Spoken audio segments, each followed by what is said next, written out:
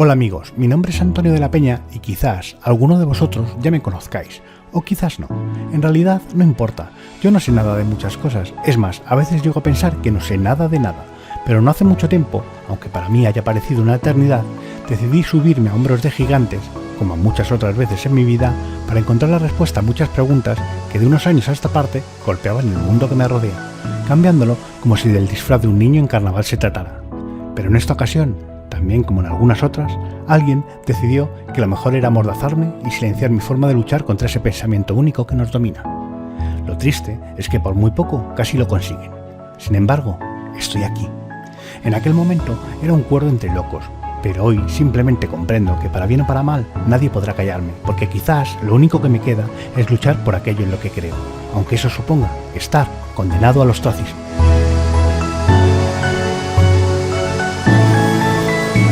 Condenados al ostracismo, con Antonio de la Peña. Hola amigos, sí, estamos aquí en Welcome de TV y hoy comenzamos Condenados al ostracismo, un programa donde esperamos poder resolver muchas dudas. Hoy empezamos con un tema candente, el independentismo catalán. Una entrevista espectacular, así que, sin más, comenzamos. La verdad ocultada, mentiras repetidas, cadenas invisibles, vidas divididas, el viento susurra, nombres olvidados, condenado al ostracismo, siempre rechazados. Para empezar, pues vamos a tratar un tema que me gustaría no tener que tratar nunca más, pero es que no se acaba, es como una pesadilla que nos persigue. En el año 2006 se firmó el Estatuto de Autonomía de Cataluña y Cataluña pues empezó a tener unas competencias al margen de las que tenían muchas otras autonomías de España. De hecho, en el 2010 el Tribunal Constitucional tuvo que hacer algunos recortes, sobre todo en las competencias jurídicas, en su sentido político de la palabra nación, pero aún así Cataluña hoy en día es una de las regiones de la Unión Europea con más competencias. Pero sus políticos pues parece que no están conformes, es decir, quieres un querer más, y ojo, hablo de sus políticos, no de sus ciudadanos. ¿Vale? Y van presionando al Estado central, unos estados centrales, porque no hablamos de uno, hablamos de muchos estados centrales, muchos presidentes del gobierno que han ido cediendo a las pretensiones de Cataluña con tal de anclarse ahí en el poder y cada vez han ido teniendo más competencias. Y hasta que esto realmente, pues evidentemente, pues se ha terminado por desbordar. Aparte, que yo creo que vivimos en un país donde existen delincuentes de primera y delincuentes de segunda. Existe el delincuente de primera que da un golpe de Estado, rompe la Constitución y amenaza la unidad de la patria, pero que se merece un indulto y un perdón e incluso una amnistía. Y luego están los delincuentes de segunda, que son ciudadanos de bien, que esto lo ven venir, que luchan porque no suceda y de repente se ven metidos en la cárcel. Estos son los delincuentes de segunda. Pero bueno, esta es mi opinión. Ya sabéis que yo en realidad no sé mucho de prácticamente nada. Entonces a mí me gusta siempre subirme a hombros de gigantes y qué mejor persona para hablarnos del conflicto catalán que Pedro Chaparro. Pedro Chaparro, aparte de ser un gran amigo, fue uno de los protagonistas del Scratch en la librería Blanquerna y es un entendido del conflicto catalán. Hola Pedro. ¿Qué tal? Muchas gracias Tony por darme voz y por supuesto estamos contigo, con vosotros en todo lo que necesitéis. Yo en primer lugar gracias por estar aquí, gracias por seguir luchando. Creo que desde el 2013 tu vida nunca ha sido fácil porque eres un idealista y como todos los idealistas pues la lucha os lleva a derroteros complicados, nos lleva. Yo me gusta incluirme en ese grupo, pero tú has tenido unos momentos complicados, sobre todo desde Blanquerna tu vida se convirtió en una auténtica pesadilla. Parecía que nadie os quería escuchar, pero yo personalmente, una de las personas que más vi en los medios en ese conflicto fue a ti. Eso no quiere decir que los demás no estuvieran, ojo, pero yo tengo que ser sincero en este caso. Y creo que tuviste una lucha titánica, es una lucha contra un gigante que era complicada de perder, sobre todo cuando el gigante está acompañado de otros 2 o 3 gigantes que no sabes muy bien a qué juegan, ¿no? Yo creo que tengo que empezar por un principio básico. ¿Qué lleva a un joven, porque tú empezaste jovencísimo, a un joven en el año 2010, 2011, 2012, a decir algo está sucediendo, hay algo malo en España, estos van a hacer un golpe de Estado en cuanto nos descuidemos, y dar ese primer paso, porque es un primer paso complicado, siendo tan joven? Sí, la verdad que bueno, la militancia que yo llevo realizando a cabo en Democracia Nacional y principalmente en sus juventudes viene años anteriores, pero sí que es cierto que previo al escrache de la librería Blanquerna en el año 2009, 2010, 2011, 2012, bueno, pues los jóvenes nacionalistas, dentro de, bueno, pues de una respuesta que se quiere dar a una situación que hay en el país que es dramática, pues te hace valorar pasar a lo que yo llamo acción directa, a la vía de la acción. Y es un poco lo que nos movía, sobre todo la situación que había en España, que no estaba tan agravada como está ahora, en el año 2024, pero que ya anticipaba lo que iba a ocurrir. Y lo que vemos que dentro de pocos años, lamentablemente, si no le ponemos freno en seco a las políticas separatistas, ocurrirá, de facto. Pero bueno, volviendo al inicio de la pregunta, pues ¿qué nos movía a los jóvenes idealistas de por entonces? Pues la situación de grave crisis que había en Cataluña, de cómo unos políticos millonarios, unos políticos que no tienen escrúpulos, quisieran diferenciar entre catalanes y españoles, cuando Cataluña ha formado parte de España desde tiempos inmemoriales, y esto pues teníamos que defenderlo, lucharlo, sobre todo por las políticas independentistas de Artur Mas y de todos los políticos de la época. Sí, además yo quiero hacer el inciso de que España nunca había tenido ninguna división, a excepción de las colonias de ultramar, claro, desde hacía 2 siglos, quiero decir, es el querer disgregar cualquier región de España es algo que es, ojo, parece algo nimio, pero no lo es en absoluto. Exacto, además allí el problema que han metido por parte de esta falsa democracia ha sido las políticas que, lejos de sentir el arraigo que puede tener un ciudadano catalán, pero como parte de una nación histórica como es España, lo que han hecho es utilizar ese principio de regionalismo, luego separatismo, como arma de destrucción y de separación del pueblo español.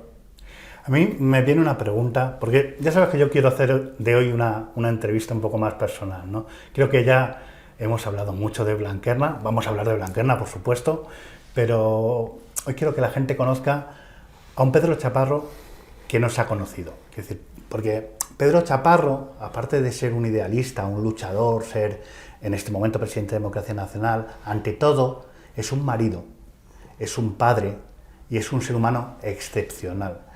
Yo no he conocido mejor amigo, ¿para qué deciros lo contrario? Y los medios de comunicación en estos últimos años se han empeñado en hacer un lobo come ovejas de alguien que en realidad es un perro que intenta cuidar del rebaño, y cada uno que lo interprete como quiera. Entonces, siendo tan joven, en una lucha tan cruda, yo te he visto vivir situaciones realmente espantosas. O sea, tuviste momentos familiares malos. Yo me recuerdo una noche que te quemaron el coche. O sea, aquello fue una guerra realmente.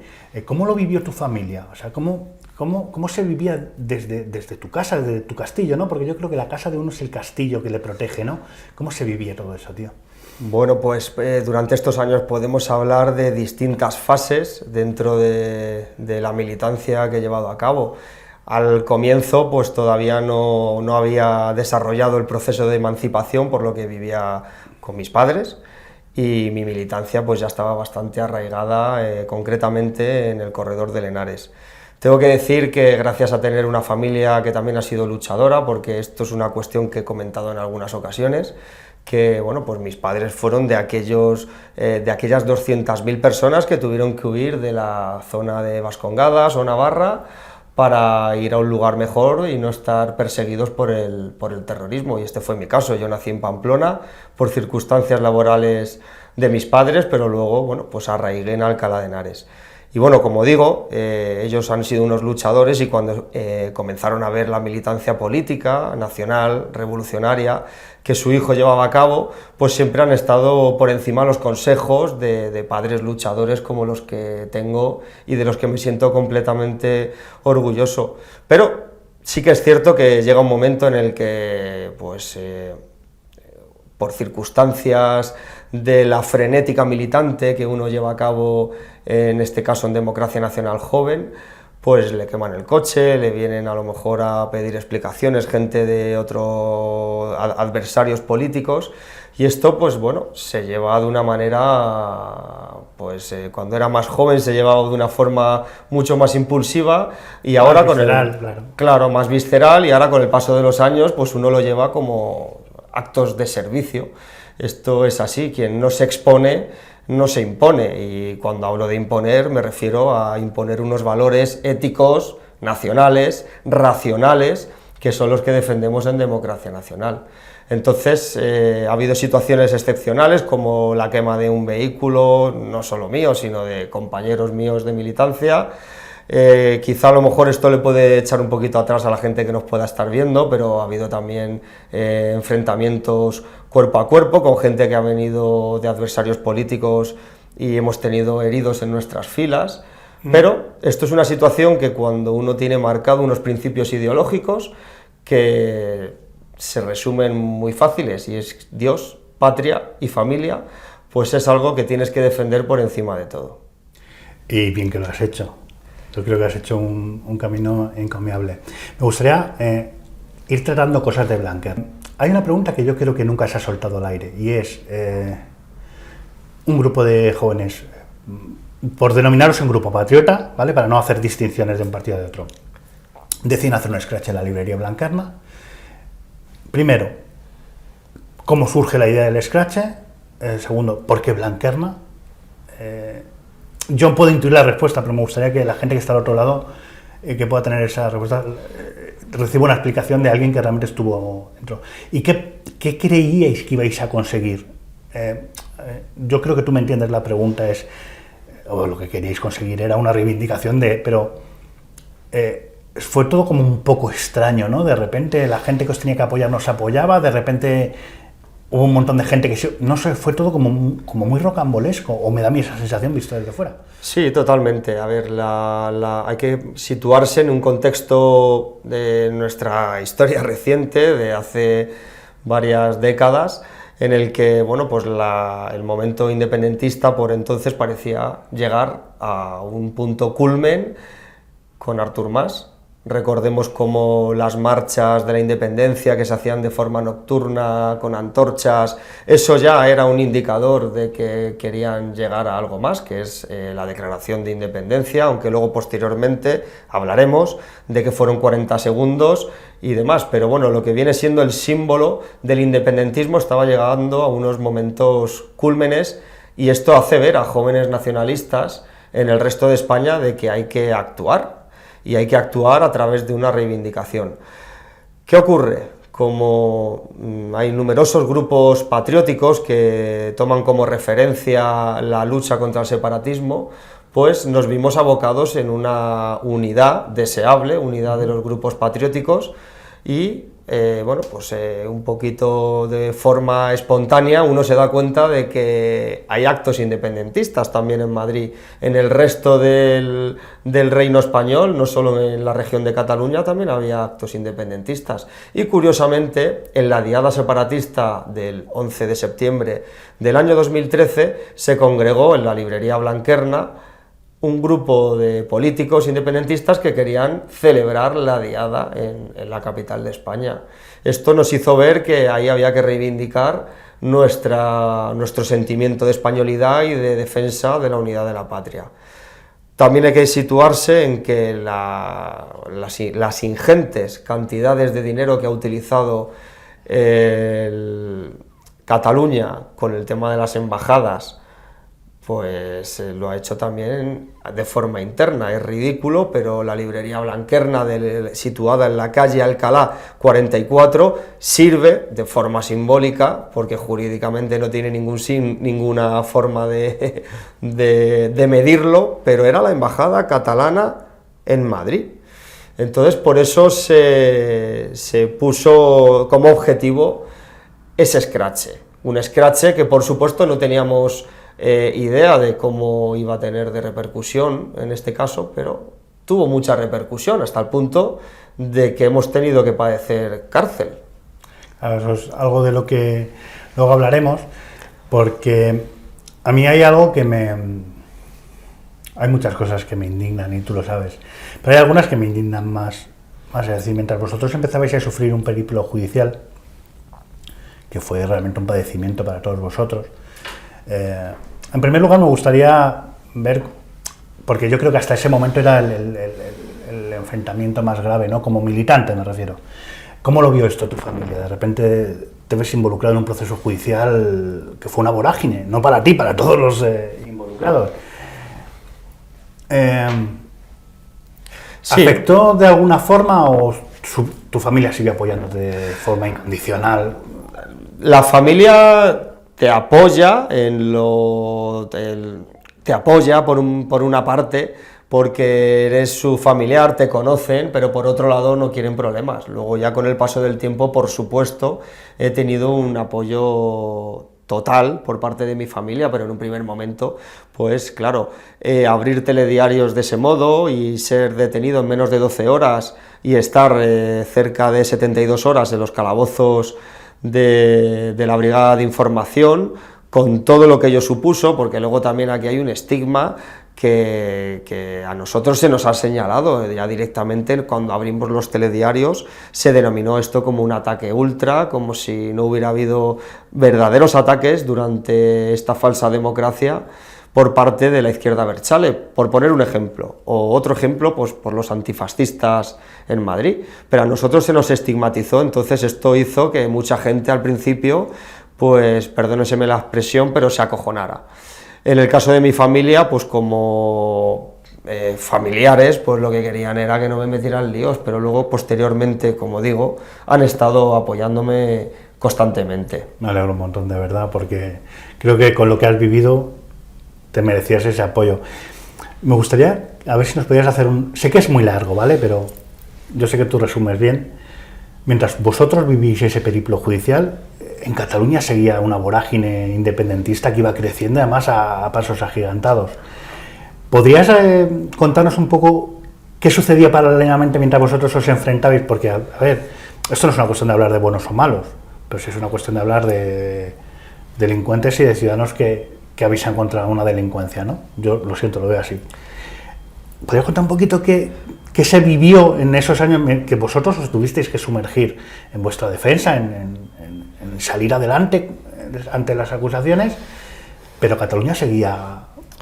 Fíjate, desde que yo cometo la acción, el Scratch, en 2013 hasta el año 2021-22, que ingreso en prisión, se cometen, bueno, pues se forman desde los comités de defensa de la República, pasando por organizaciones políticas de la izquierda proetarra catalana como las CUP, y hemos tenido un montón de desórdenes públicos en Cataluña que han estado sin consecuencia, desde el asalto a la Generalitat, como otras cuestiones de este tipo. Entonces, claro, tú si ves la doble vara de medir que tiene el sistema para juzgar a unos y a otros, te das cuenta que los que estamos perseguidos, o mejor dicho, proscritos, somos los que tenemos ideas nacionales y sociales, como somos los militantes de Democracia Nacional.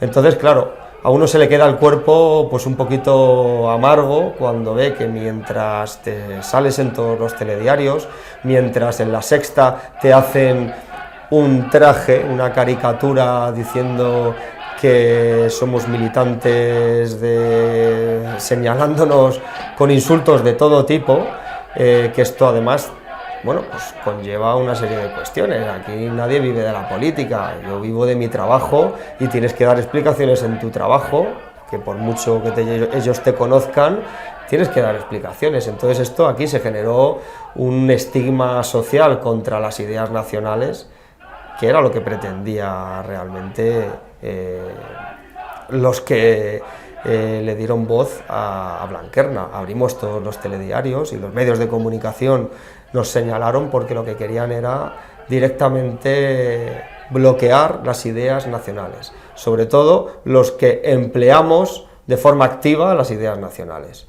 No nos quedamos con un tuit, no nos quedamos con una entrevista, sino que pasamos a la acción directa. Y esto lo quisieron estigmatizar. Entonces se vivió de una manera bastante agria, pero durante todos estos años, pues ahí están las imágenes del escrache de Blanquerna. Ahí están las imágenes de los desórdenes públicos por parte de los independentistas catalanes, y ahora el resto de gente lo que tiene que hacer es juzgar y comparar. A mí hay algo que me parece muy curioso, y es el hecho de... Hay mucha gente que no recuerda Blanquerna. De verdad, que decir, yo salgo a la calle, hablo de Blanquerna y hay gente que no sabe qué es Blanquerna, no. Ni tan siquiera disocian. Pero sin embargo hay un himno que vosotros hicisteis grande, que no nos engañan, Cataluña es España, que todo el mundo conoce.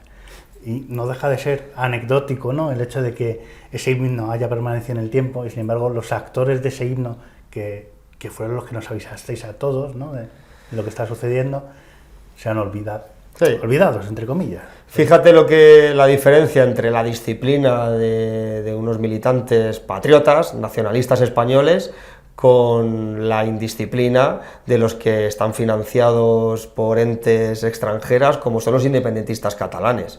Nosotros, cuando entramos en Blanquerna, como muy bien dices, se hizo de gala el nombre, como lo que coreé, ¿no?, de no nos engañan, Cataluña es España, y como ahí únicamente, salvo un cámara de TV3 y cómo empujamos a varios políticos, no hubo nada más. En cambio, si tú lo comparas con otras acciones directas por parte del independentismo, te das cuenta de que ellos sí que promueven el odio, y nosotros lo único que hicimos fue defender la unidad de España.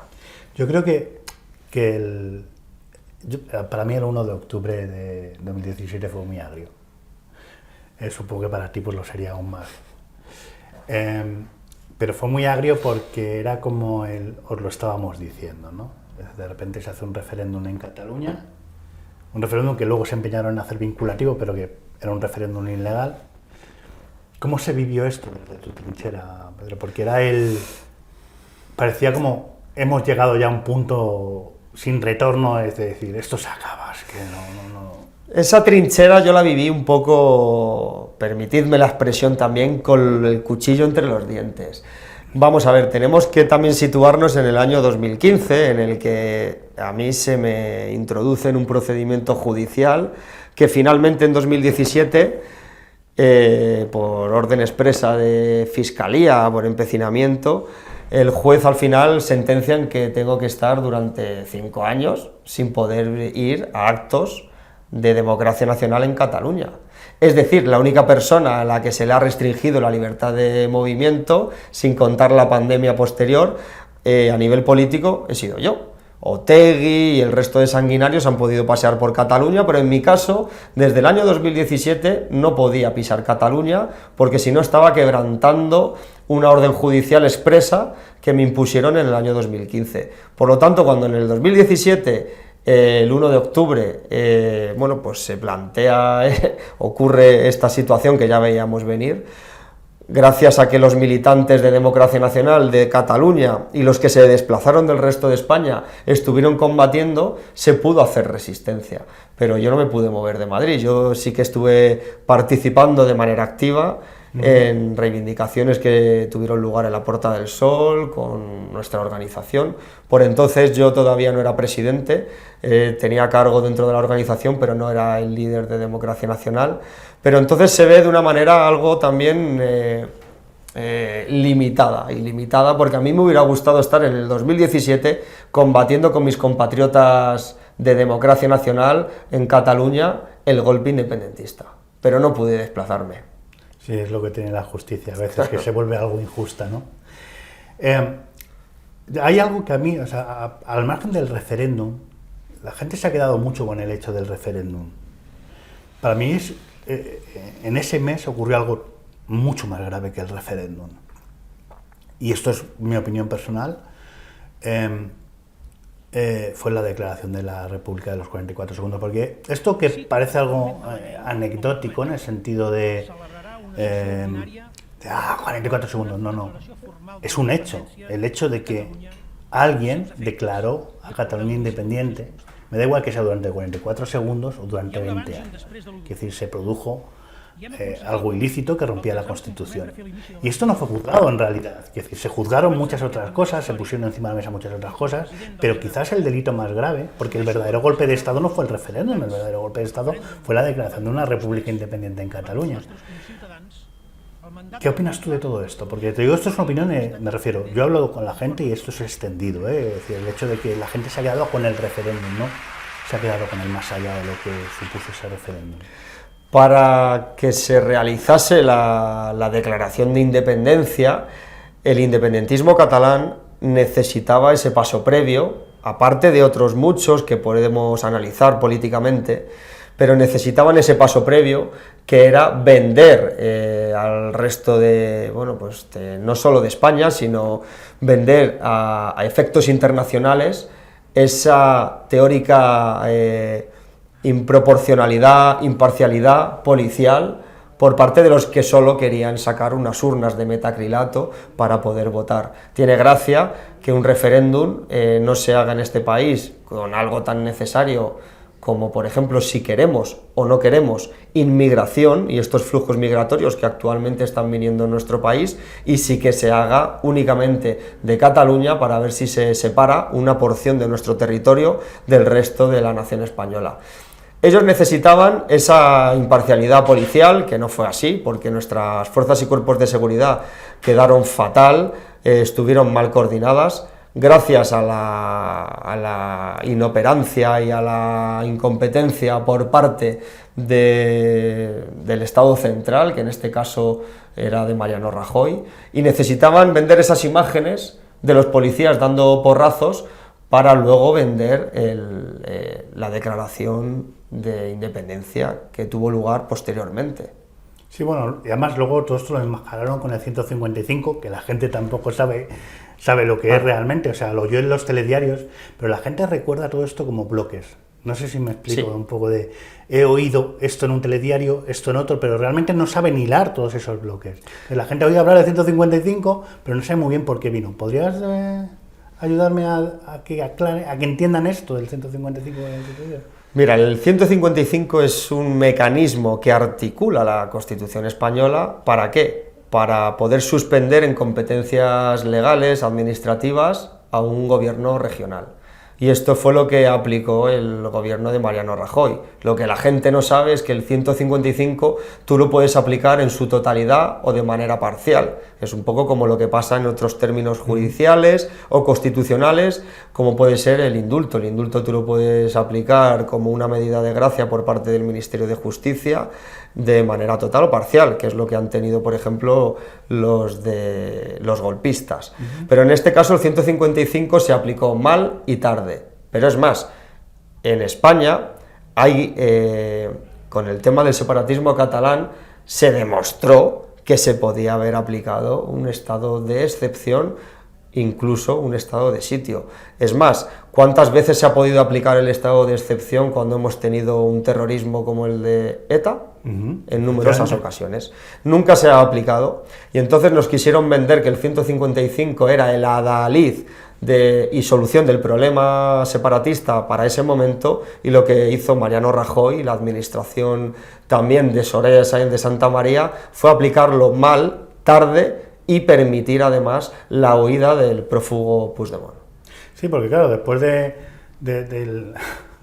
ese referéndum, por llamarlo de alguna forma, la programación de la República, pues claro, había que detener gente, es decir, esto había que justificarlo de alguna forma. Cayó Oriol Junqueras, cayeron algunas cabezas, pero bueno, ya también mi opinión personal, creo que esto ya estaba previsto que se articulara de una forma, pero se permitió abiertamente que Puigdemont, por ejemplo, Comín y otra serie de líderes independentistas pudieran huir abiertamente. Claro. Y realmente luego los líderes separatistas tampoco estuvieron mucho tiempo en prisión, quiero decir, enseguida llegaron los terceros grados, luego el indulto, que es lo que la introducción que he hecho entonces, y mientras vosotros seguís involucrados en un proceso de, pero bueno, que nosotros somos, lo bueno, quiero decir es, ¿qué está sucediendo aquí? Claro, nosotros cada vez que organizábamos el acto tradicional que organiza una comisión amiga, que es la comisión 12 de octubre y homenaje a la bandera, organizamos un acto en Montjuïc, en Barcelona, y todos los años pues igual, titulares de prensa diciendo que el neonazi de Blanquerna vuelve a Cataluña, a pecho descubierto, en fin, pues se nos sigue estigmatizando cuando está sucediendo lo peor que le puede ocurrir a una nación, que es que se desgaje, y que a causa de los políticos, y sobre todo también, que esto hay que denunciarlo, favorecido por las políticas de estatutos regionales y autonómicos por parte de la administración central, al final se rompa una nación. Entonces, esto es un problema gravísimo que tenemos actualmente. Por entonces, es cierto que por el caso Blanquerna, al ser tantos años, ya al final la gente cuando veía esta diferencia entre los independentistas y los nacionales, ha llegado un momento en el que nos silenciaron, y nos silenciaron porque, midiendo un poquito la olla a presión que es este país, y es que la gente al final está favoreciéndose de cara a ideas sociales, a ideas nacionales, a grupos nacionalistas españoles, a grupos patrióticos, al final lo que hicieron fue silenciarnos para que no se conociera este caso. Yo intenté hacer distintas declaraciones públicas en medios de comunicación, queriendo defender nuestra causa, puesto que si cada año me estáis diciendo que soy un violento, pues dejarme defender, poder debatir con Gabriel Rufián, que me citó hasta 3 ocasiones en sede parlamentaria, dejarme debatir con el resto de tiranos políticos que tenemos en las administraciones públicas. Pero eso nunca lo han hecho, solo lo hacen medios valientes y periodistas valientes, como es tu caso. Bueno, el caso es mientras Oriol Junqueras, que por cierto, te fijaste que salió de la cárcel más gordo que entró, ¿no? Sí. O sea, fue algo escandaloso. Mientras esta gente empezaba a salir de la cárcel y llegaba el indulto y demás, vosotros ya os enfrentabais a las penas de prisión y de... Eso tuvo que ser durísimo. Pero yo lo pienso sobre todo por tu familia, ¿no? Porque realmente vas aguantando y siempre tienes la esperanza de que esto se acabe, ¿no? Y que todo salga bien, pero cuando ya tienes una condena llega ya un momento que se acabó, tío. Sí, es un periplo judicial de muchísimos años en el que en principio te crees preparado para todo, te conciencias, porque además esto es una lucha muy espiritual que llevamos muy arraigada dentro de nuestros ideales, y nuestros ideales es el propio corazón que late por España y por nuestros hijos. Pero cuando tú te ves enfrentado a unos muros de hastío y de presión que son las cárceles, que pues es duro, por supuesto. Tenemos que añadir además que si yo entré un 14 de marzo en prisión, y mi cuarto hijo nació el 11 de febrero, tenía un mes y pocos días. Duro, tío. A los niños mayores se les dijo que, bueno, pues como todavía no tenían una edad muy buena para poderles explicar la situación, se les dijo que papá se iba a ir a trabajar fuera del país, y a las 2 niñas, que todavía eran muy pequeñitas, como digo, una era recién nacida y la otra tenía 2 años, pues las tuve que despedir a puertas de prisión, y a mi mujer prácticamente recién parida. Y bueno, pues sí, es duro, pero esto es una situación que te consagra dentro de tu propio idealismo, y lo tomas como un acto de servicio, y sobre todo si tienes alrededor una mujer como la que tengo, pues te sientes orgulloso de la lucha llevada a cabo durante todos estos años, y por eso me mantengo. Porque al final luchas por ellos.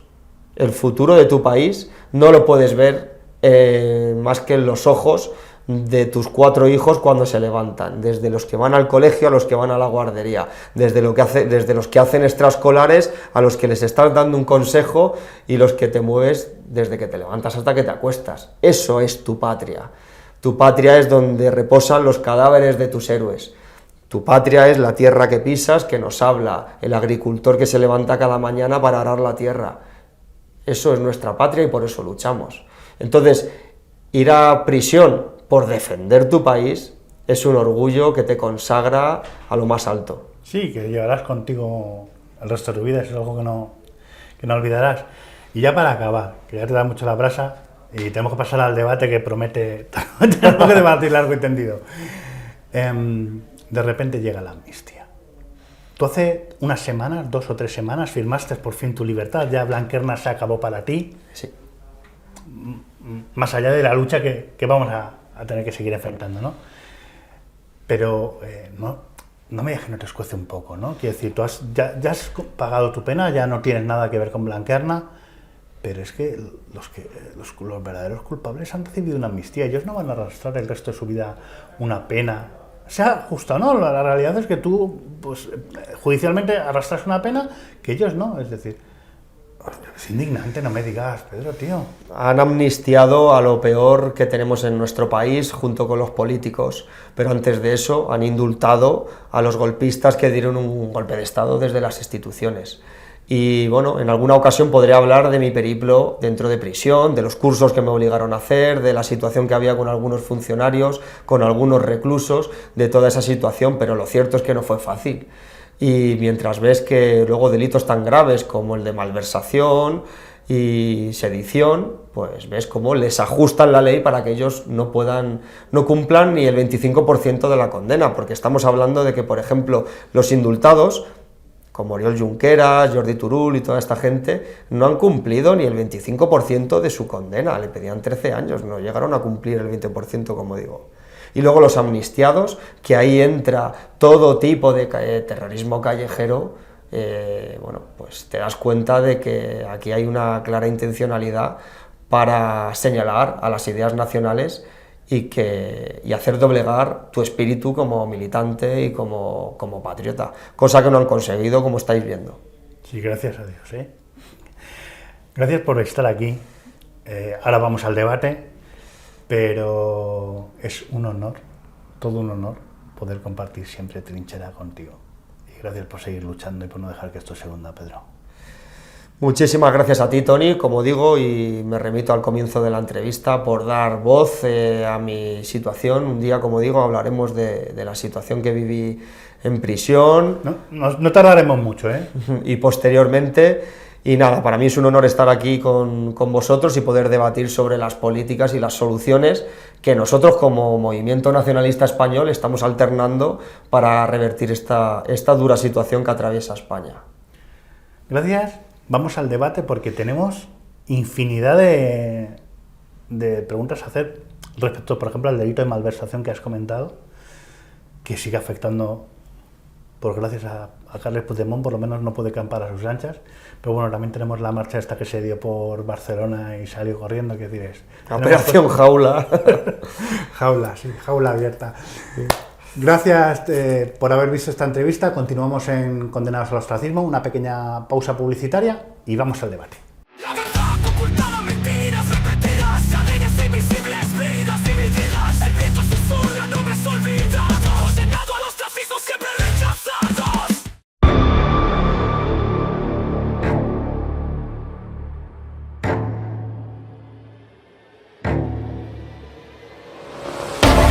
Existen situaciones en la vida en las que necesitamos ayuda para conocer lo que no podemos observar a simple vista.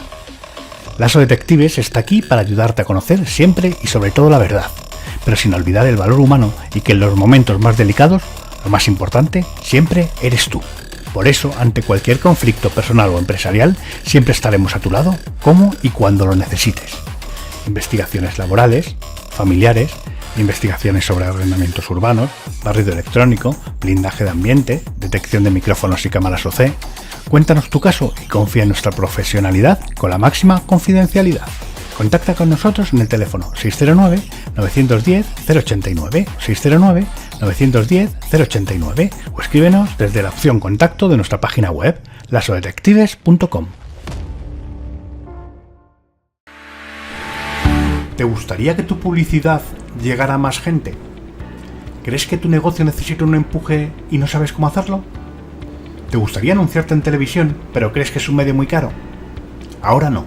En Welcome DTV, tu cadena favorita de la Comunidad de Madrid, te lo ponemos más fácil que nunca. Con un impacto de 4,5 millones de personas, deja que tu empresa crezca gracias a la TDT. Podríamos estar horas hablando de nuestros servicios, pero mejor os traemos un pequeño resumen de cómo Welcome DTV puede ayudar a tu empresa. Spots. Es un espacio publicitario de corta duración, unos 20 segundos, y en él se suele explicar algún tipo de historia que atraiga a tus clientes potenciales para que compre el producto o servicio que anuncia. Publireportaje. Pequeñas películas televisivas de entre 3 y 6 minutos que hacen llegar a tus clientes potenciales desde un producto o servicio hasta cualquier detalle de tu empresa que quieres que sepan. Programa patrocinado.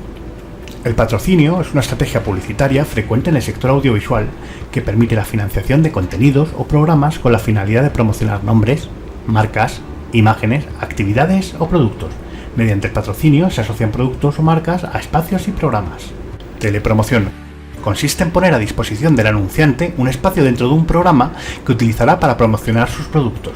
Consiste en que el presentador o cualquiera de sus colaboradores utilice el escenario del programa para presentar las características de un único bien o servicio, utilizando el escenario, la ambientación y el aderezo del propio programa.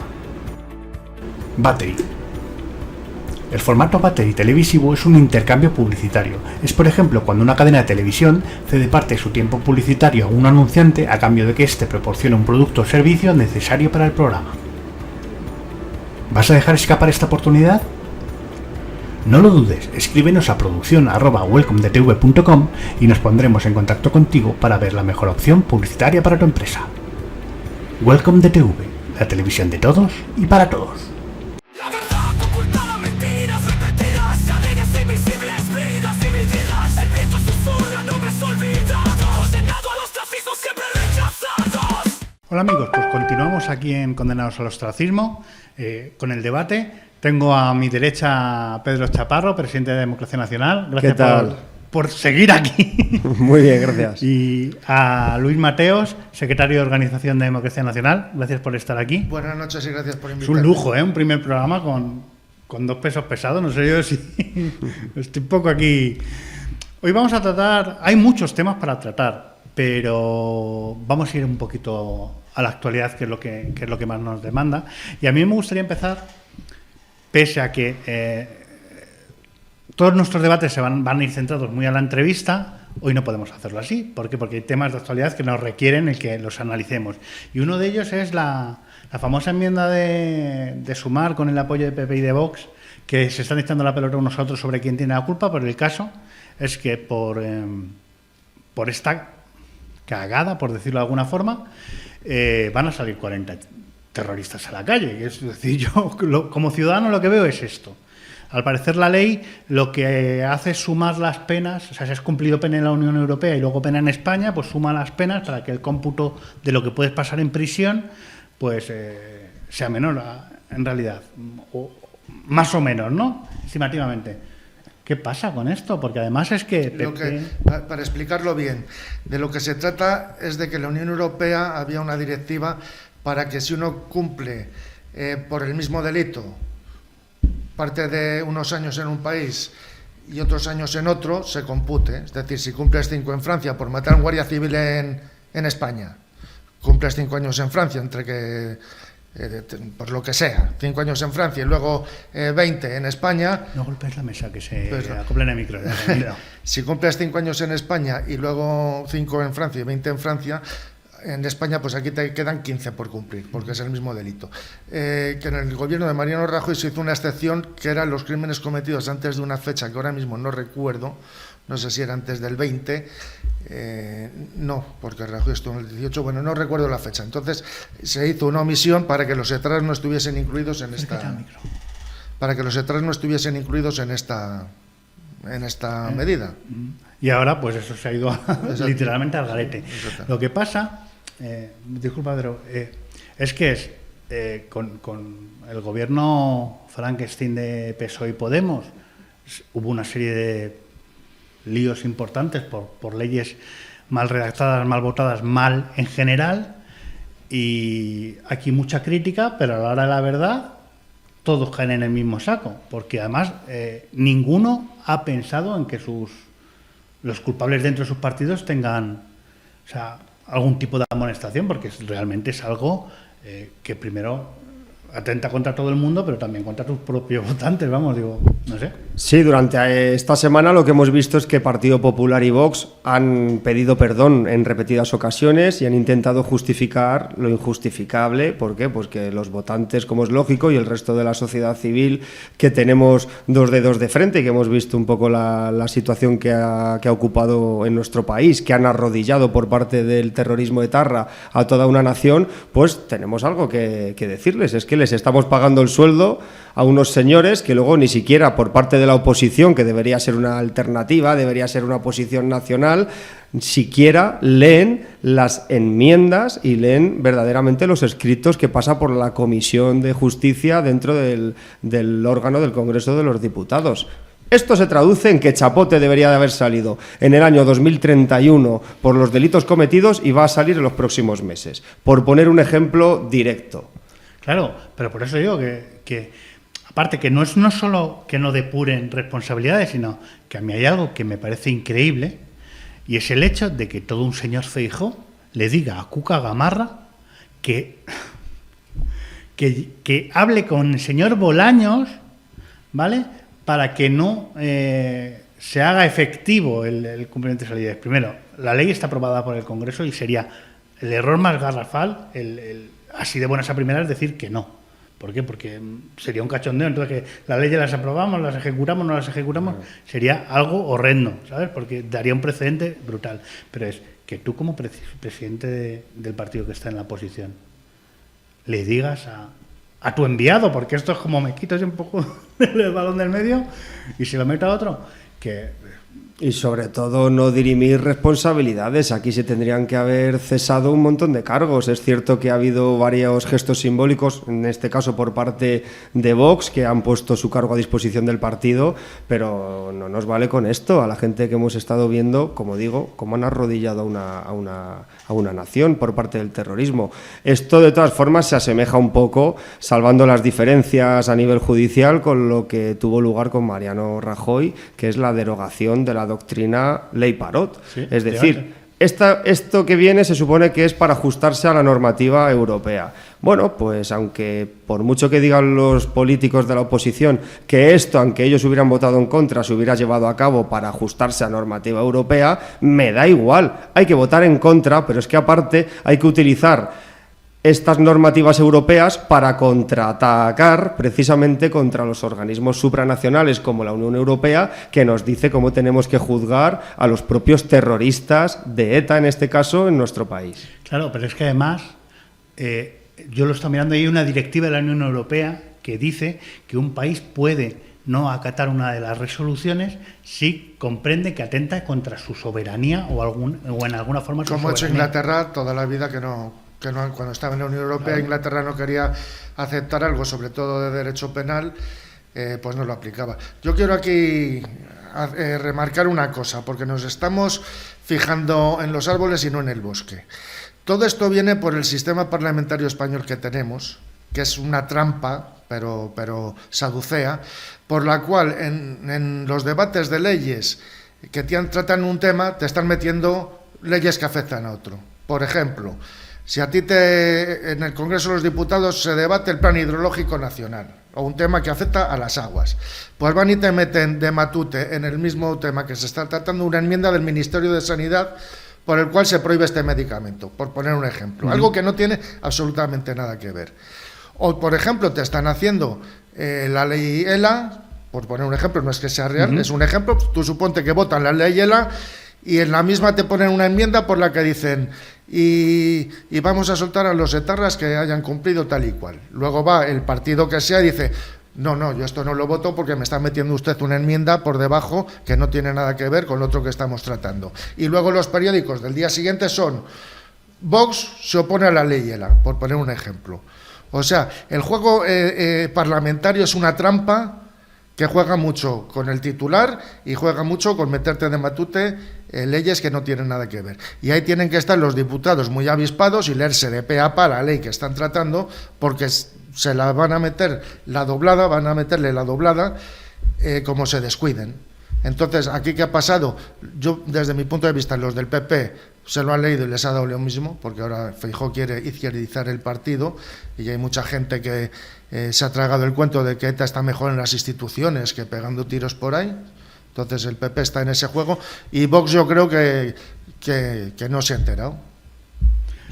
Pienso yo, es mi opinión personal. No, a ver, yo estoy contigo, pero a mí me indigna mucho que unos señores que cobran, quiero decir, mira, cada uno tiene que ser responsable de su trabajo. Sí, por supuesto. Yo lo siento, cada uno tiene que ser responsable de su trabajo. Yo tengo un trabajo y yo intento ser responsable. Que te puedes equivocar, que todo el mundo es humano y se puede equivocar.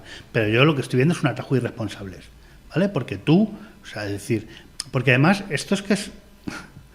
esto viene de una comisión. Es decir, 3 personas se supone que han leído todo un texto de esta comisión y aún así no han informado adecuadamente y se ha votado. Mira, del mismo modo que si tú eres arquitecto y el día de mañana a la hora de construir un edificio en el proyecto te equivocas porque se derrumba el edificio, tienes una responsabilidad civil, la oposición y el resto de partidos políticos tienen una responsabilidad con el pueblo español. Esto es un error injustificable por parte de la oposición. Como repito, claro, esto viene también un poquito dado por las políticas laxas que también aplicó el Partido Popular, pero de Vox, para mucha gente que ha pensado que la nueva derecha, este partido de oposición aparentemente nacional, podría resolver ciertas cuestiones, pues ha hecho una verdadera chapuza, porque aunque si bien es cierto que lo que comenta Luis, que a la hora de legislar te cuelan a lo mejor enmiendas que no tienen nada que ver con lo que se vaya a legislar, para eso están los equipos jurídicos, para leérselo y para decir, oiga, mira, que aquí se va a aprobar un tema con referente a la invasión migratoria, pero es que me están colando además una normativa europea para ajustar esto y que 40 terroristas salgan con 86 asesinatos a sus espaldas. Es que esto es un escándalo. Mira, el Partido Popular está planteando la posibilidad de una moción de censura. Y necesita contar con Puigdemont y necesita contar con el PNV. Claro. Y para contar con el PNV tiene que soltar etarras. Porque el PNV y Bildu están ahora peleados a ver quién suelta más etarras. El gobierno la transferencia de las prisiones la tiene el gobierno vasco, que se la han dado hace poco, antes lo tenía solo Cataluña y ahora lo tiene también el gobierno vasco. Pues la consejera de Justicia del gobierno vasco es la que ha escarcelado a un montón de etarras hace 3 días, del PSOE. Del PSOE, del Partido Socialista del País Vasco. Entonces, están el PNV y Bildu viendo ahora quién es más abertzale de los dos. Y el PP quiere pactar con CiU y con el PNV una moción de censura, porque necesita sus votos. Los de Abascal, como estos son tontos y se los van a dar sí o sí, pues con esos ya cuenta y no les dan ni agua. De hecho, los han echado de los parlamentos autonómicos con el rollo de la inmigración. Entonces, desde mi punto de vista, ese es todo el misterio. Por lo que el PP ha votado esto. Y los otros de Vox, pues es que no se enteran, es que son unos pardillos y son unos sinvergüenzas. Pero, a ver, yo no quiero ser más papista que el Papa, pero yo aquí veo una realidad. Quiero decir, yo veo 2 partidos políticos que realmente no están representando dignamente a su gente. Eso es lo que yo veo, visto desde fuera. Pero al margen, mira, yo puedo, vivimos en una democracia y eso es bueno, que es decir, el Parlamento está nutrido de todo tipo de personas con todo tipo de pasados. Esto de hecho lo comentábamos en la entrevista antes, ¿te acuerdas, Pedro? Sí. Pero nunca voy a estar de acuerdo en que alguien con un delito de sangre salga antes de la cárcel. Que luego cuando salga de la cárcel ha pagado su pena con la sociedad y puede dedicarse a la política, ojo, que mucha suerte, porque a mí me gustaría ver a estos en Estados Unidos que cuando salen de la cárcel no pueden ni votar. O sea, no es que no te puedas dedicar a la política, es que no pueden ni votar. ¿Vale? Me gustaría ver a todos estos pelanas. Pero bueno, vale, quiero decir, tienes delitos de sangre, pero aún así puedes concurrir a un cargo público. Vale, pero digo, me lo saques antes de la cárcel. Pero no ellos, quiero decir, es cuando hubo lo de la doctrina Parot, lo mismo. Cuando hubo lo de la suelta de violadores, chicos, lo mismo. Les van a soltar de la cárcel, les van a dar una casa, les van a dar cursillos de reinserción, les van a meter al que puedan en la universidad, al que puedan en la administración vasca.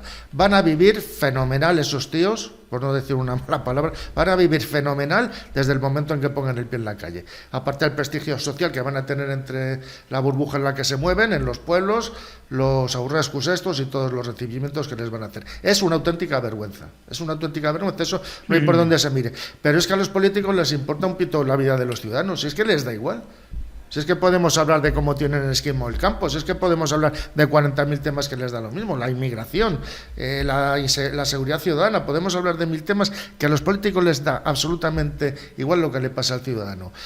Y igual que lo de la amnistía ya parece que ha pasado y ya estamos a otra cosa, ahora estamos al cupo catalán y mañana estaremos a otra cosa, Pues esto pasará. Ahora estamos debatiendo lo de los etarras, estos sinvergüenzas que van a soltar, y la macarrada del Partido Popular y de Vox, y la próxima semana estaremos hablando de otra cosa, a lo mejor de las bragas de Bárbara Rey o de los calzoncillos de Juan Carlos, no lo sé. La derogación de la doctrina Parot fue una vergüenza, porque la ley Parot lo que aplicaba es que, pues debido a que el Código Penal no permite que un recluso esté más de 30 años en la cárcel, cuando un tipo, como en este caso que se hizo por eso la ley, Henry Parot, acumulaba cerca de 4.800 años de prisión, lo que se decía es que por los cursos que ellos tenían en la cárcel de reinserción, pues cada día de trabajo de curso le redimía un día de la condena, pero de la condena total de 4.800 años, no de la de los 30 años, como exige el Código Penal. Entonces, lo que hizo la derogación de esta doctrina a través del Tribunal de Justicia de Derechos Humanos de la Unión Europea fue decir que no, que tenía que redimirse la condena ajustada al Código Penal. Esto que hizo que muchísimos violadores y muchísimos terroristas de ETA, que como digo, acumulaban por asesinatos, que estamos hablando de que Henry Parot tenía 80 y pico asesinatos, pudieron salir en libertad. Y por otro lado, ya para quizá cambiar de tema, con el tema este de los terroristas de ETA, ¿qué va a hacer la oposición ahora?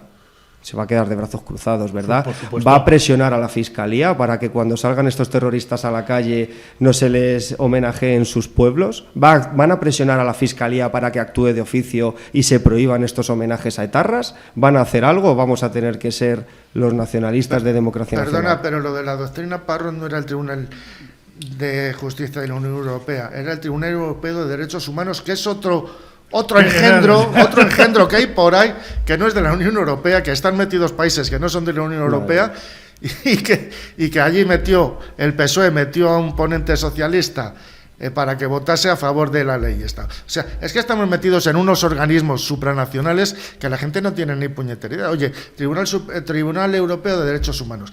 Será de von der Leyen y de Feijóo y de Pedro Sánchez y de Sol y el otro. Sí. No. Es otro invento. Sería Es otro invento. el mejor de los males. En el que ya pueden meter ahí a Zelensky, pueden meter allí al que se apunte, y entonces opinan. Ya los que no son de la Unión Europea también opinan. Me gustaría, antes de cambiar de tema, hacer una perfilación, porque es una percepción que yo tengo. Yo creo que el problema es que hemos llevado al Congreso de los Diputados a un montón de ciudadanos. Y en el Congreso de los Diputados lo que tiene que haber son legisladores. Entonces, cuando tú metes ciudadanos que actúan como ciudadanos, pues pasan estas cosas. ¿Sabes lo que te quiero decir? Esto lo vimos con una serie de leyes que promulgó Podemos. ¿Sabes lo que quiero decir? ¿Por qué? Porque piensan como ciudadanos, y tú tienes que pensar como un legislador, y un legislador tiene que legislar para todos y coherentemente. Exacto. Cuando tú de repente metes a un ciudadano en el Congreso para legislar sin saber legislar, pasan estas cosas, ¿vale? Porque no sabe legislar, y él piensa en su idea, en lo que él piensa y cómo él lo piensa. No piensa en que no vale lo que tú pienses, vale el estado de todos, ¿vale? Y yo creo que esto se está viendo cada vez más. ¿Por qué? Porque en un principio fue Podemos, porque era un partido más popular, pero es que esto cada vez se está viendo más en todos los partidos. Tú ves partidos como el PSOE, como el PP, como Vox, con ciudadanos en sus filas. No, señores, ustedes no son ciudadanos, ustedes son legisladores, y por lo tanto tienen que comportarse y saber legislar. Es mi percepción. ¿Vale? ¿Cambiamos de tema, os parece? Adelante. Hay una cosita que yo es que y Soros. Yo y Soros y yo. La Fundación Dunant. La Fundación Dunant, ya oímos hablar de ella cuando salió el famoso caso de lo que hemos dado en llamar CNI catalán, pero vuelve a estar otra vez ahí por todo lo alto. Me gustaría, porque yo sé que tú eres una persona que conoce el tema, que le explicaras un poquito a la gente qué es lo de Dunant, porque te aseguro que a nivel calle, de lo que es esta gente, nada de nada. Sí, bueno, Dunant fue un suizo, un filántropo de la época, que entre otras cosas fundó la Cruz Roja.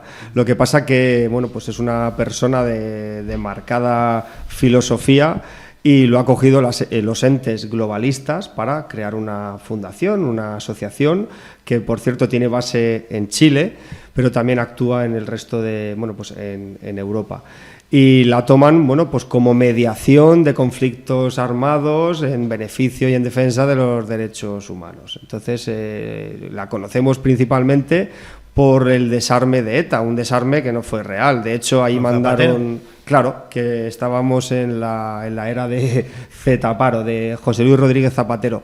Si recordamos un poco cómo fue el desarme de ETA, para hablar un poco de algún detalle concreto, uno de los mediadores que mandó la Fundación Dunant fue un tipo que se llamaba Ram McCalligan, que era de raza negra. Bueno, pues este tipo ni siquiera se preocupó de revisar ni el armamento que teóricamente puso sobre la mesa la banda terrorista ETA, ni de revisar los 8 zulos que la ETA, bueno, pues en principio facilitó. O sea, fue una total chapuza, porque luego posteriormente se encontraron armamentos en otros lugares. Por lo tanto, de momento ya nos sitúa en un momento de la historia, en una etapa de nuestra historia bastante negra, porque el desarme de ETA no fue tal, porque además la ETA militar quizá no la hemos tenido durante estos años atrás, pero hemos tenido algo que también es bastante negativo, que es la ETA social. A ETA en las instituciones, con Otegi, con Bildu y demás. A ver, solo no es la primera vez que está metido en algún ajo, porque hace 2 o 3 años, cuando salió el software el Bogdeni, ¿vale? Ya estaba ahí la Open Society metida hasta el cuezo en el tema del software para votar coherentemente. Pero a mí hay algo que sí me preocupa especialmente de Dunant. Es decir, lo tengo que leer porque es complicado. Su principal leitmotiv es prevenir y resolver conflictos armados mediante el diálogo y la mediación y la diplomacia discreta. Quiero decir, mira, esto con ETA lo entiendo. Quiero decir, una banda armada, vamos a acabar con el terror de la banda armada. Pero una sociedad que lo que hace es prevenir un conflicto armado, ¿qué hace mediando en el conflicto catalán? ¿Qué decir? Sinceramente, algo no cuadra en el puzzle. O sea, y nos pueden decir lo que quieran, pero algo no cuadra en el puzzle. ¿Qué decir? No sé cómo lo veis vosotros. Estos de la Fundación Durán pues son como Neutral o Maldita, los verificadores de bulos. Esos son unos verificadores. Y forman parte de las organizaciones globalistas con muy buenos propósitos y muy buenos enunciados en sus estatutos, pues como la Fundación Jimmy Carter, que se van por ahí a verificar la limpieza de las elecciones. Siempre a favor de los intereses de la CIA y del gobierno norteamericano. Es decir, si interesa decir que las elecciones de Maduro un año son legales, la Fundación Jimmy Carter lo dice. Y si ahora interesa decir que las elecciones de Maduro no son legales, pues la Fundación Jimmy Carter lo dice.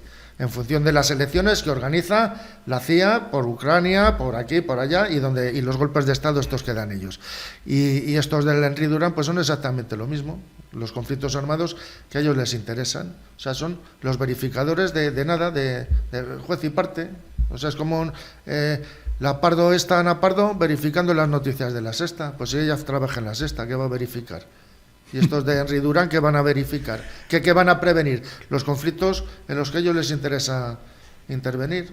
Bueno, yo creo que el principal problema, que veo una percepción mía, es que veo a Soros metido hasta en la sopa. De verdad, en todos los saraos que realmente afectan... Yo hablo de la soberanía de España, que es lo que me preocupa. Está él metido en medio, tío. Es que precisamente George Soros, y en este caso ahora su hijo, que si nos paramos un poquito y tiramos de hemeroteca, vemos como cuando entró Pedro Sánchez en el gobierno, uno de los que se reunió fue con George Soros y posteriormente con su hijo. Entonces vemos que George Soros, el ente George Soros, lo que está haciendo es financiar este tipo de fundaciones. Son fundaciones que lo podemos llamar con distintas nomenclaturas, mundialistas, globalistas, ultracapitalistas, pero lo cierto es que tienen un plan y una finalidad, que es desestabilizar Europa y desgajar los Estados-nación. En este caso, para algo que también está proyectando en sus políticas Partido Socialista y Partido Popular, que es la federalización de España. Ellos quieren euroregiones, en este caso entes supranacionales como la Unión Europea, para que seamos débiles como Estado-nación. Y para eso también está actuando pues fundaciones de este tipo, para mediar, entre comillas, en conflictos, fíjate, ya ellos ya lo ponen, conflictos armados. Se supone que era... Ya están vaticinando algo que los demás no conocemos. Se supone que era la revolución de las flores, que eran urnas de metacrilato, que libremente y democráticamente querían votar en el referéndum los catalanes. No, ahí detrás lo que había era una financiación ultracapitalista por parte de entes de este tipo para desestabilizar España. En Hungría, que le conocen bien, puesto que este sujeto es húngaro, Víctor Orbán le tiene prohibida la entrada a todas sus fundaciones y sus proyectos. Por ejemplo, allí en Hungría tenía el proyecto de crear universidades norteamericanas. Entonces iban los jóvenes húngaros, estudiaban en la universidad montada por Soros, y el título que sacasen allí se lo convalidaban en Estados Unidos, lo cual es un caramelo muy goloso para que los estudiantes de Hungría fuesen a esas universidades. ¿Qué pasa? Que eran universidades woke, que les iban a meter toda la ideología de homosexualismo, de la racialización de la teoría crítica de la raza, todos estos jaleos del wokismo. Y Víctor Orbán, que le conoce bien, dijo: vale, pues entonces yo voy a montar unas organizaciones, unas universidades en Estados Unidos que me van a convalidar los títulos universitarios. No sé qué, no lo estoy explicando bien, pero no sé qué desafío le lanzó a este. Pues entonces, si esto vale en los... sí, ya sé. Dijo, pues entonces si los títulos que expende usted en sus universidades sirven en Estados Unidos, hago una ley por la cual todos los títulos expedidos en las universidades húngaras sirvan en Estados Unidos. Y como no pudo ser, pues se lo quitó del medio. Se acabó la universidad de... Me recuerda un poco un caso que hubo con Putin, que se reunió con un líder de la Liga Árabe para que hicieran una mezquita en Moscú. Y Putin le dijo: sí, hombre, claro, sin problemas, pero a cambio en su país queremos hacer un templo protestante. Y claro, el de la Liga Árabe le dijo: bueno, eso sería asumir que nuestra religión no es la única. Pues entonces era Tira, es un poco ese ejemplo, ¿no? Claro, pero es que toca todos los palos. Es que es eso de la Fundación Henry Durán. Es que son el amaño en las elecciones, bueno, en las pseudoelecciones estas catalanas, el meter la cuchara ahí y el asesorato a esta gentuta. Es que es el fundar universidades para difundir el wokismo y toda la ideología esta que está llevando Occidente al carajo, y el promover la baja natalidad y la eugenesia y el matar a los ancianos y el aborto y esto y lo otro, todo eso lo promueve con 40.000 fundaciones. Ahora estamos hablando de Henry Durán porque es el tema que estamos hablando, pero es que este Soros toca todos los palos. Claro, o sea, claro, es lo que decía. Claro, y por poner cara porque, a ver, los telespectadores que nos estén viendo quizá no tienen información directa de lo que es George Soros, entonces, bueno, tienen que teclear en internet e informarse un poco, pero quizá para imaginárselos en su cabeza con un rostro podemos citar a dos personas que trabajan para la Fundación Henry Durán, que es Baltasar Garzón y es Gonzalo Boye, que son teóricamente abogados de prestigio, o nos lo ponen así. En este caso, Baltasar Garzón fue inhabilitado y estuvo zascandileando por Argentina y por Chile. Recordemos lo que he dicho anteriormente, que la Fundación Dunant lo que tiene es base en Santiago de Chile. Y luego Gonzalo Boye. ¿Quién es Gonzalo Boye? Es el abogado de Puigdemont, pero también fue el abogado del asesino del señor Maño de los Tirantes. Y el carcelero de Revilla. Claro, fue uno de los que participó en el secuestro de Emiliano Revilla. ETA secuestró a Emiliano Revilla y externalizó, como se dice ahora, los servicios de custodia, es decir, el puñetero carcelero que le tenía... Lo superarrendó, ¿no? Sí, era un grupo terrorista chileno. Estuvo en prisión por pertenencia a banda armada. Y en vez de expulsarle del país, según sale de la cárcel, se le deja estudiar Derecho con nuestros impuestos dentro de la cárcel, se le colegia en un colegio de abogados y se le deja ejercer el derecho en España a un terrorista. Pues estos son los dos rostros de abogados teóricamente de prestigio que trabajan para la Fundación Henry Dunant. Una auténtica vergüenza. Sí, antes de cambiar de tema, me gustaría invitar a toda la gente que nos está viendo pues a que se informe un poco, porque cuando tú hablas de gente como Soros o de las fundaciones que mueven, parece que esto es algo como de conspiranoicos que... A ver, esto es tan sencillo como buscar Soros, buscar las asociaciones que patrocinan y buscar cuál es su finalidad. Yo insisto, es decir, este señor está detrás de una fundación que lucha contra estamentos de lucha armada, que yo no entiendo que tiene que ver con el conflicto catalán, para nada. Entonces, a partir de ahí, pues podemos seguir viendo, pero es ya el inicio es malo, ¿sabes? Y si tiras para atrás, pues sobre todo con Open Society podemos mirar un montón de información de los conflictos en los que ha estado metido, quiere decir es... Sí, son los que están promoviendo los flujos migratorios, que nos lo venden como personas que huyen de la guerra, pero realmente está ahí detrás la Open Society, el Open Arms y todas estas fundaciones que lo que hacen es financiar la desestabilización de Europa a través de flujos migratorios, pues de la manera que estamos viendo, con una invasión migratoria. Que empezaron con las primaveras de colores, acordaros. Porque en todo Túnez y en Egipto, porque entonces estaba más o menos tranquilo el norte de África y Oriente Próximo, más o menos. No había unos flujos migratorios muy excesivos, más que nada de los marroquíes hacia España y hacia Europa, en los Países Bajos, Francia y todo eso. Pero es que fue organizar en Túnez, en Túnez, en Libia, que derrocaron a Gaddafi, que se lió, y vamos, es que Libia es fundamental para todo el flujo de inmigrantes de la África Negra hacia el sur de Europa, hacia Italia y hacia España. Era fundamental cargarse Gaddafi, que era el que él contenía esos flujos. Uh-huh.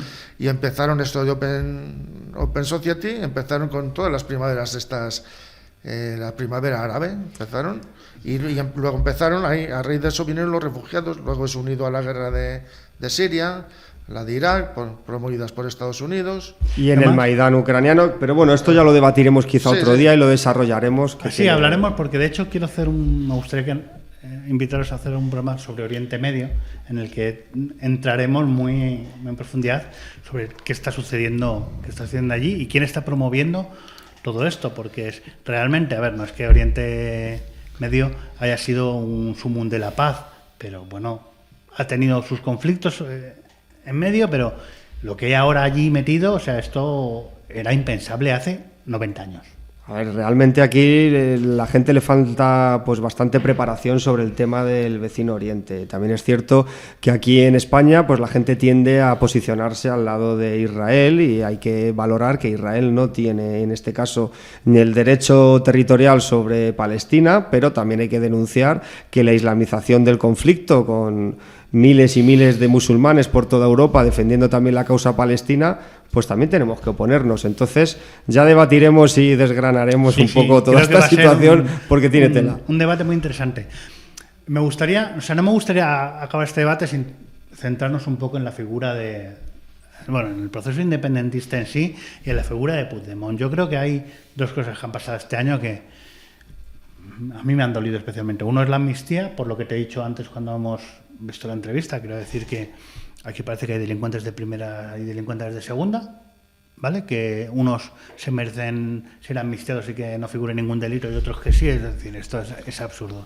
Pero lo cierto es que, primero, yo creo que hay cosas que la gente ve como extrañas, porque tú de repente te plantas en un 8 de febrero, me parece que fue, y de repente Junts vota en contra de la ley de amnistía. Y dices tú, hostia, ¿qué está pasando? Una jugada, evidentemente, pero el caso es que a día de hoy hay una amnistía que, bueno, para mí, gracias, no ha exonerado a Puigdemont del todo, pero hay un montón de bandarras en la calle. O sea, yo lo siento mucho. Es que todo ese juego político al que nos han acostumbrado en tema de la política catalana, pero también a nivel nacional, es un poco el juego del despiste. Porque ahí lo que hacen, cuando vemos, por ejemplo, en el caso de la Unión Europea, que aparenta en algunos momentos apoyar el proceso de secesión y otras veces estar en contra, realmente no es así. Lo que hacen es intentar coger tiempo para otro tipo de negociaciones, y esto fue lo que ocurrió cuando estás comentando que Junts vota precisamente en contra de la amnistía, porque quería ganar tiempo. ¿Para qué? Para el proceso electoral que se le avecinaba, con el tema de lanzar ahí ya por parte del Partido Socialista, con el que estaba teniendo negociaciones como cabeza de lista del PSC, y ganar tiempo. Es un juego político al que nos tienen acostumbrados, y tenemos que tener una idea clara, y es que los políticos mienten. Es que no hace falta verlo tirando de hemeroteca. Es que nos están mintiendo constantemente porque lo que ha dicho Luis anteriormente lleva razón. Les importamos un pimiento. Lo único que quieren es mantenerse en sus privilegios y lo que quieren es ganar poder y territorio porque son como mafias. La mafia siempre tiende a ampliarse y a ganar terreno sobre los que está dominando y en este caso aquí es una lucha entre los de abajo, el pueblo español, contra la casta política. Y sobre todo impunidad es lo que busca el separatismo catalán, el poder tener una justicia propia, independiente de la de Madrid, y que todos sus corrupciones, sus chanchullos y sus delitos queden ocultos. Eso es fundamental para cualquier mafia. Este gobierno actual les ha concedido cosas que los independentistas llevaban pidiendo un montón de tiempo y que se había conseguido frenar. Y, o sea, frenar además judicialmente, que decir, por ejemplo, la nueva Hacienda catalana, esto es algo que da risa. Pero si hay algo que yo creo que despista un poco, porque tú por un lado dices, les concedo la amnistía, esto es un pago político, quiero decir, está claro que esto es a cambio de los 7 escaños que tiene el Congreso, que para el gobierno central pues son imprescindibles para poder seguir. Pero por otro lado, de repente, ves que toman la decisión del PSC de hacer Illa presidente y dices tú, pero a ver, ¿en qué tipo de banco estamos? Porque suena como contraproducente, ¿no? Es decir, les estás dando la amnistía porque no puedes perder esos 7 escaños, pero de repente te marcas un ordago allí con Esquerra Republicana. Es decir, no, esto no tiene ningún sentido. Pero la amnistía que es inconstitucional. Es que estamos dando por sentado que el gobierno de España puede dar amnistías. Es que no puede, por la Constitución. Claro que no. O sea, es que no puede. Otra cosa es que Pompido y lo que tiene allí metido en el Tribunal Constitucional le vayan a dar la razón. Pero la amnistía es inconstitucional. No puede. No se puede. No se puede dar amnistía a grupos, ya está. Quiero decir, tú puedes dar amnistía a individuos particulares, pero no a un grupo. Indultar. Pero, individualmente. Pero esto ha parecido no importar. Yo es que de verdad, ahora pone todo el mundo el grito en el cielo, pero es que cuando se podía haber hecho algo, nadie ha hecho nada. Nadie, no es verdad. Hay un montón de gente como vosotros que está luchando siempre, pero se podía haber intentado frenar. A lo mejor no se hubiera conseguido, pero yo he visto un montón de gente que han pasado de todo y cuando ya estaba todo el mal hecho, se han puesto a protestar. Es que esto no consiste en ponerte a protestar, consiste en intentar hacer algo antes. ¿Vale? Entre otras cosas porque para eso tú votas y se supone que tienes unos representantes en el Congreso. Para que esos representantes actúen con una coherencia y en tu representación. Es decir, a mí me cuesta creer, no sé cuántos millones de españoles somos, pero 47. Me cuesta muchísimo pensar que 47 millones de españoles, que son los que están representados en el Congreso de los Diputados, quieren la amnistía para Cataluña, para los independentistas catalanes, perdona. Bueno, o sea, de verdad me cuesta mucho. Pues ya lo has visto el resultado de las elecciones europeas. Ahí ha tenido la gente la ocasión de pronunciarse y que ha quedado la cosa, como siempre. Sí, pero porque también juegan a un que viene el lobo, y el que viene el lobo, cuando venga el lobo... Pero yo a los hechos me remito. O sea, en las elecciones europeas se podía haber revertido esto. O la gente podía haber expuesto su descontento. Además, son unas europeas que teóricamente no nos afecta tanto como elegir a nuestro alcalde. O a nuestro presidente del gobierno. Porque tú vives de tu política cercana. Sí, en términos de conciencia general, porque realmente el 80 y pico % de las políticas que nos incumben son votadas en la Unión Europea. Sí. Pero sí que es cierto que la gente tiene un poquito más en la retina que si vota a este alcalde, pues oye, le conozco, sé cómo funciona, lo hará mejor que este otro. Con respecto a las elecciones catalanas, y volviendo también al tema de la mafia y la casta política parasitaria que tenemos actualmente, en Cataluña lo que necesitan es un periodo y un lapso de tiempo para tapar las propias vergüenzas de todo tipo de corrupción que ha habido. Recordemos que Illa necesitaba también ser investido porque entre ellos se tienen que tapar algunas vergüenzas, como por ejemplo, Illa ha sido el ministro de Sanidad cuando la dictadura sanitaria. Seguramente haya habido ahí un pacto entre Partido Socialista y Junts y el resto de independentistas, un pacto, me refiero, no que todos hayamos conocido, sino un pacto privado. Sí, para decir, mira, vamos, ahora que se quede unos años el Partido Socialista con Illa, con todas las negligencias que hizo como ministro de Sanidad en la dictadura sanitaria, y luego de momento vosotros os reestructuráis porque en principio el separatismo estaba perdiendo adeptos, y si no fuera por la financiación y el respaldo de la Unión Europea y de otros entes supranacionales, pues no existiría. Claro, de todas formas, yo es que lo del separatismo lo veo en números. Quiero explicarme. Vamos a 3 minutos a retrotraernos al referéndum. Llamémoslo referéndum. Bueno, en el referéndum votó el 42% de los catalanes, ¿vale? Según quisieron informar. De ese 42%, el 10% dijo que no quería la independencia. Si yo cojo los datos, yo lo que veo es un 58% de catalanes que o les trae al peiro la independencia, ¿vale? O no están a favor de la independencia. Si yo le sumo ese otro 10%, yo veo un 68% de catalanes que no quieren para nada la independencia. Claro, por no hablar del nivel de abstención de la gente que vio que efectivamente eso era un referéndum ilegal, y no solo porque lo decidiera el Tribunal Constitucional, sino porque es que un referéndum tendrá que decidir el resto de España sobre su futuro. Pero el Estatuto de Cataluña, ese que dijo Zapatero a Maragall, aceptaré el Estatuto de España que vosotros, el Estatuto de Cataluña que vosotros queráis. ¿Cuánta gente lo votó? El 25% del censo. Si se fue la gente a la playa. Si solo votaron los separatistas. Pues ese es el problema. Sí. Además que los números que te dan son los números que quieren darte. Es que luego ves en La Palma que ha habido un volcán que los tienen viviéndose en chabolas o en contenedores, y ¿a quién votan? Al que les ha regalado el contenedor. Sí, pero... PSOE, a ese votan. Pero vamos a ver, yo entiendo que el ciudadano vote a quien más le beneficia, porque al fin y al cabo el ciudadano vota en cercanía, que decir, es a mí el que más me aporte, a mí como ciudadano es al que voto. Lo que no tiene sentido es cuando estás votando reiteradamente a alguien que te está restando. Todo lo contrario, no votan al que más le beneficia, votan al que ideológico, con el que ideológicamente van, aunque como el equipo de fútbol, aunque sea un desastre y aunque le metan todos los goles. De hecho, votan para que no venga la derecha, ya está, y votan para eso. Pero a veces ni tan siquiera, porque si tú analizas el voto más pequeño, el voto aldeano, el voto de los pueblos, sí, ¿vale? En el pueblo se vota a la persona. Y luego el partido es el que compra a la persona. Quiere decir, de repente te viene un PP o un PSOE y te dice, pero en un pueblo pequeño se vota a la persona. ¿Por qué? Porque es la persona que conoces, y de eso se nutre muchas veces el que un partido X venga y te diga, no, es que fíjate la cantidad de representantes que hemos obtenido. No, tampoco. O sea, es decir, realmente no estás diciendo al 100% la verdad, porque en muchas plazas se ha votado a la persona y luego tú has venido detrás a hacer que esa persona pertenezca a tu partido. Y esto ha sucedido toda la vida, que es decir, no es algo que estemos inventando nuevo. Antes de que se nos vaya el tiempo, que hay un tema que me interesa mucho de verdad, y es, bueno, hay un par de temas que me gustaría tratar, pero hay uno concretamente que me interesa mucho, que es el hecho de que Puigdemont y Comín ya no son eurodiputados.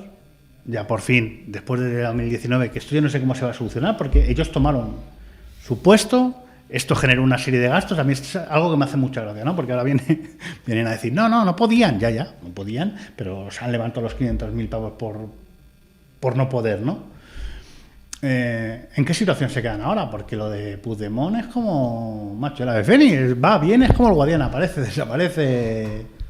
Una vez habiendo vendido ya el victimismo, la causa catalana, la financiación millonaria que tienen, recordemos las declaraciones que hubo antes de todo este proceso y momento culmen que hemos hablado en la entrevista, que parecía la independencia, y es que tenían un fondo de 200.000 millones de euros por parte del independentismo. Eso no solo es dinero que nos han robado, que es muchísimo y cantidades ingentes de dinero, sino por, como digo, todo el respaldo que tienen, entre otros, de fundaciones como la que hemos citado anteriormente. Entonces, una vez vendido todo esto y teniendo una caja billonaria a sus espaldas, pues seguramente que aunque no tenga el acta de diputado, tanto Toni Comín como Puigdemont, van a volver a arrodillar a la nación y se va a hacer lo que ellos digan y van a vender una causa romántica para los independentistas cuando lleguen a España, a lo mejor haya ahí también un pacto previo de supuesta detención, puesta en libertad y que el independentismo bien nutrido y bien financiado vuelva a salir a la calle con una causa romántica que defender, porque el problema que tenemos aquí es un problema estructural en la educación. En el momento en el que tú tienes a distintas generaciones educadas en el odio a tu país y en el amor a una patria catalana que realmente no existe, porque yo entiendo que tenga que haber una identidad regional, pero tenemos una identidad colectiva y una identidad nacional.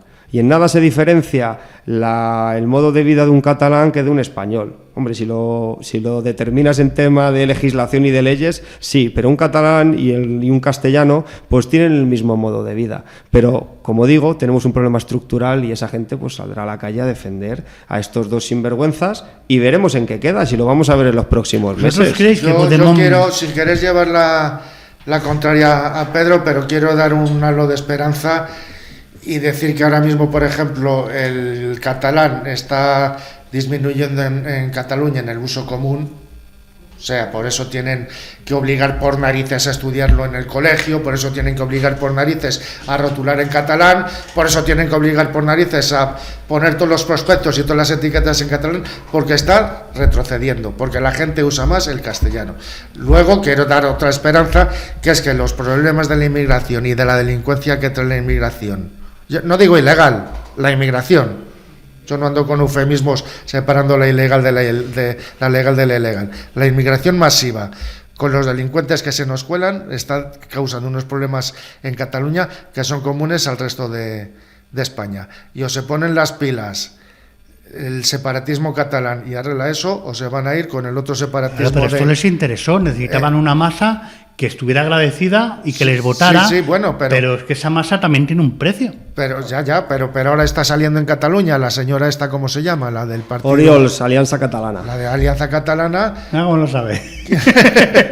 Claro, está saliendo la señora esta de Alianza Catalana, que es una especie de ¿cómo se llamaba? El Bas Belán, que es una especie de los separatistas flamencos de derechas que estaban en contra de la inmigración, es una cosa parecida, o la Liga Norte. Claro, por supuesto, que derecha... estaba en contra de la inmigración, pero también era un poco separatista en sus inicios, era un poco separatista del sur de Italia, querían formar un país aparte o comer rancho aparte, y entonces tienen a esta señora. Entonces, que vaya el Puigdemont en loor de multitudes, yo no quiero quitarte la razón, pero quiero dar una esperanza a nuestros compatriotas de que no le va a resultar tan difícil, porque ahora los problemas son otros. Desde luego, uno de los problemas en común que tienen es el tema de la invasión migratoria, la islamización de Cataluña, que al final los nuevos catalanes de estas próximas generaciones son así. Pero es que, a ver, yo veo también un problema educacional grave.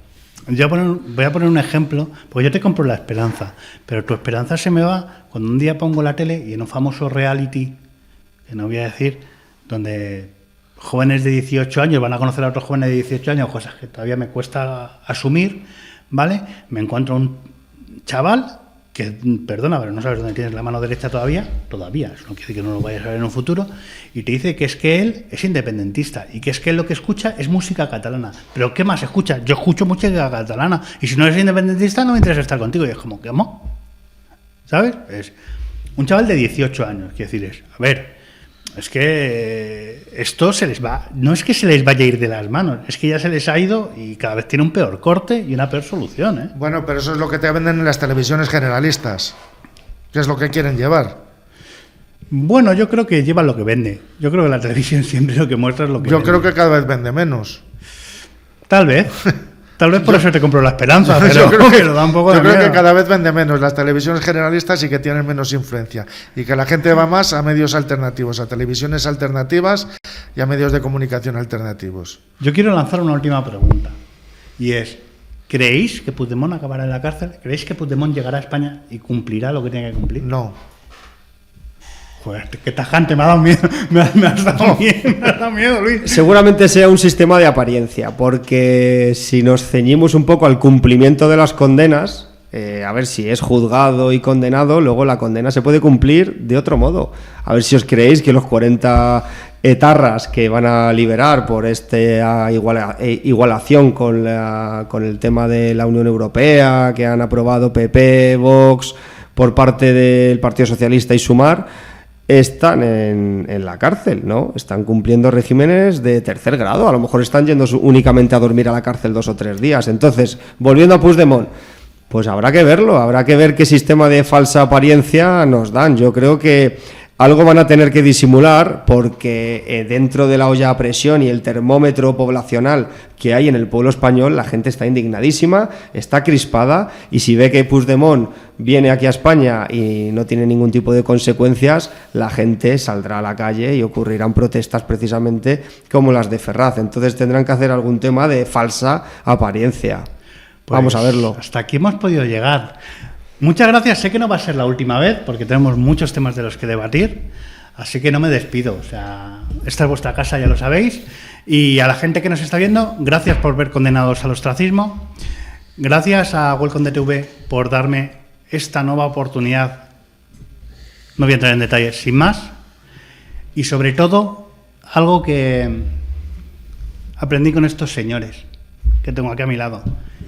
No os olvidéis que si luchamos podemos perder, pero si no luchamos estamos perdidos. Hasta el próximo día, amigos.